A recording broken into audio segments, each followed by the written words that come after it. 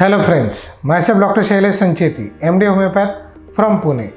So, on the occasion of Children's Day, आज हम ये वीडियो बना रहे हैं। इंडिया में वैसे तो 14 नवंबर इस दिन चिल्ड्रंस डे मनाया जाता है और ऑल ओवर वर्ल्ड में 20 नवंबर को ये चिल्ड्रंस डे मनाया जाता है। सो चिल्ड्रंस डे इस दिन आज हम समझेंगे कि चिल्ड्रंस के क्या क्या चैलेंजेस होते हैं, उनकी लाइफ से रिलेटेड, उनकी हेल्थ से रिलेटेड, उनके फ्यूचर से रिलेटेड। तो आइए शुरू करते हैं।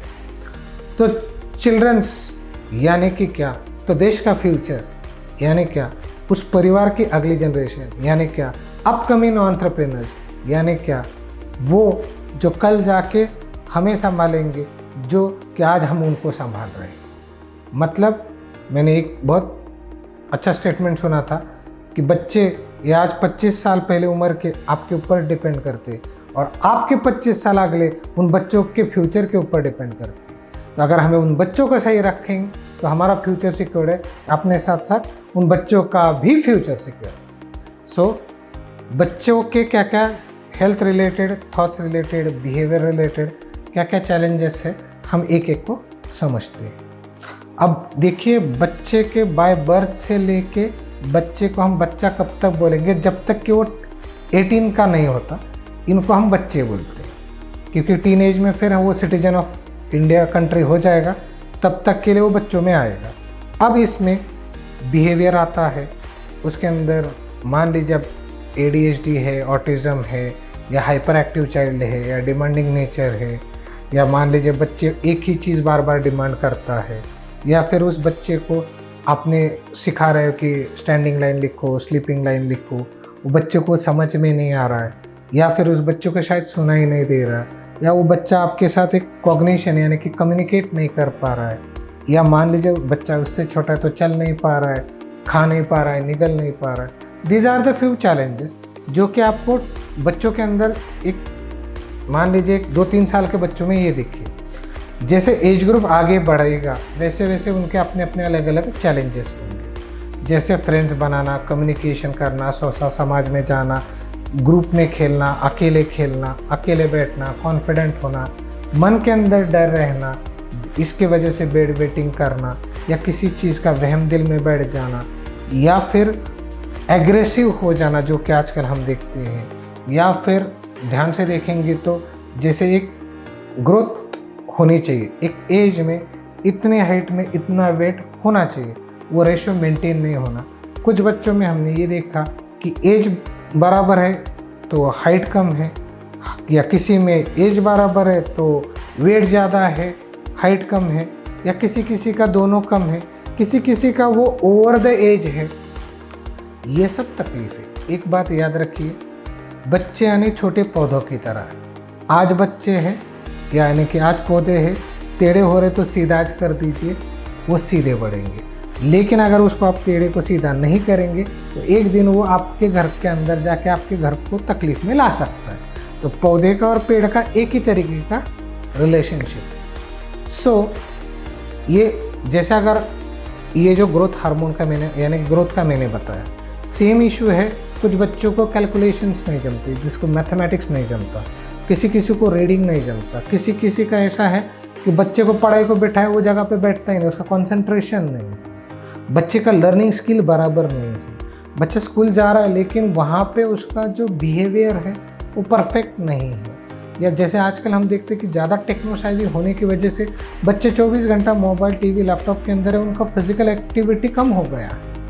अब इसके वजह से हमने ये देखा कि वो बच्चे अकेले अकेले रहने लग गए। आज ये ज़माना था कि मुझे जितना पता है कि परिवार में जाना, लोगों से मिलना, त्यौहार पे बाहर निकलना, वो चीज़ें आज कम होती नज़र आ रही। लेकिन इससे क्या हो गया, उनका सोशलिस्टिक नेचर ख़त्म होते जा रहा है, जिसका इफ़ेक्ट उनके थॉट के ऊपर होने की वजह से आज के हम टीनेजर्स में हम एंजाइटी, डिप्रेशन, परेशानी, दिक्कत, stress, lack of confidence, lack of I am not able to face the next person. एक क्राउड को मान लीजिए कि उसको उसके सामने भाषण देना है, उनको बताना है या उनको मोटिवेट करना है, आज वो बंदा खुद उतना कैपेबल नहीं रहा। क्यों? क्योंकि उसकी लाइफ वो उतने गैजेट तक के सीमित हो गई। सो ये सब कुछ बताने के पीछे, समझाने के पीछे क्या मोटिवेशन है? पॉइंट ये था, देखिए आज हमें इन बच्चों के चिल्ड्रंस डे पे हमें सोचना है कहीं इसमें के कुछ सिम्टम मेरे खुद के बच्चे में तो नहीं, मेरे जानने वाले के बच्चे में नहीं, या मेरे पास कोई बच्चे स्टूडेंट बन के आ रहे उनके अंदर तो नहीं।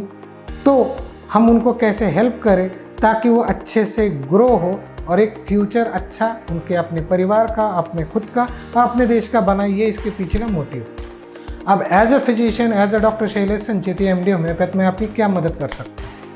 देखिए, आपको तो ये पता ही होगा कि होम्योपैथी ये पूरे वर्ल्ड का ऐसा पहला साइंस है जो ह्यूमन के माइंड के स्टडी करके बनाया गया है, ना कि ये एनिमल्स के ऊपर प्रूव करके बनाया। सो होम्योपैथी ये आपके लाइफ को सिर्फ सर्दी खांसी तक सीमित नहीं है, लाइफस्टाइल डिसऑर्डर रहने दीजिए, उनके सोच रहने दीजिए, एंजाइटी रहने दीजिए, ADHD, autism, corpus callosum genesis, brain related disorder, digestive disorder, बच्चे की हाइट नहीं बढ़ रही है, बच्चे का कंसंट्रेशन नहीं हो रहा है, पढ़ाई नहीं कर पा रहा है, कम्युनिकेट नहीं कर पा रहा है, अकेला अकेला हो गया, मोनोटोनस लाइफ हो गई है उसकी लाइफ में कोई एक स्पार्क जो बोलते जो बताते कि यार बच्चे कैसे चहकते महकते होने चाहिए, वैसा बच्चा नहीं है। There we are here to help you.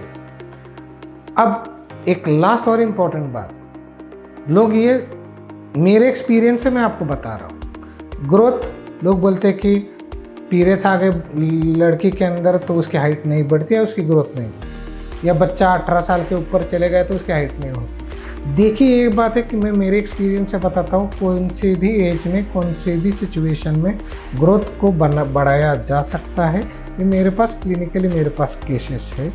तो क्योंकि आपका प्रेजेंटेशन ही आपका कॉन्फिडेंस है और आपका कॉन्फिडेंस ही आपका फ्यूचर बनाता है। So in this correlation with anything like in related with the children's health, if it is related with the brain, if it is related with the behavior or in correlation with the health या disease, कुछ भी रहे, इनके related हमने बहुत सारे topic कोशिश किए कवर करने की। सो आपका उसका डिस्क्रिप्शन पे उसका लिंक मिल जाएगा। हालांकि जो बाकी के टॉपिक्स हैं हम पूरी कोशिश कर रहे हैं जल्द से जल्द आप तक पहुंचाने की। इसके अलावा बच्चों के, टीनेजर्स के, कोई भी अगर आपको लगता है कि किसी प्रॉब्लम को हमें आप एड्रेस करना चाहिए तो हम बिल्कुल करेंगे, और इन चीज़ों के लिए होम्योपैथी को फर्स्ट प्रायोरिटी दीजिए, because without side effect with good solution is only doctor Shailesh Sancheti advance homeopathic clinic Pune. Thank you so much for watching. Thank you.